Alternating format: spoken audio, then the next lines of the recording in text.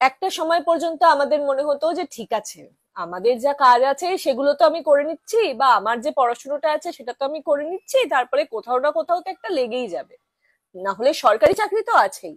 একটা কথা প্রথমেই আলোচনা করে রাখি, এই যে ধরো তুমি ভাবছো যে এই কলেজটা বা ইউনিভার্সিটিটা পাশ করে নিয়ে আমি এবার সরকারি চাকরির জন্য প্র্যাকটিস করা শুরু করবো, তারপর একদম ভাটিয়ে সরকারি চাকরি পেয়েটে একদম মারাত্মক ব্যাপার হয়ে যাবে, লাইফ পুরো সেট হয়ে যাবে।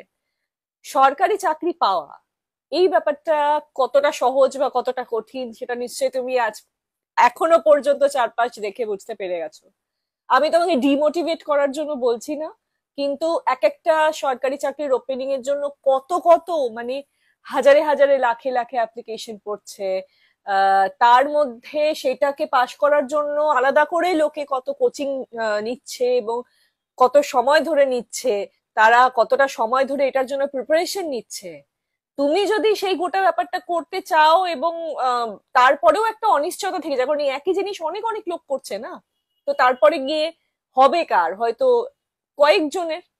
এবার বাকি জনগুলো কি করবে, আবার চেষ্টা করবে আবার চেষ্টা করবে, তো এই প্রসেসটা কতদিন ধরে চলবে, তার সময় চলে যাচ্ছে, তার এক্সপিরিয়েন্স তৈরি করার অবস্থা চলে যাচ্ছে, বছরগুলো বেরিয়ে যাচ্ছে।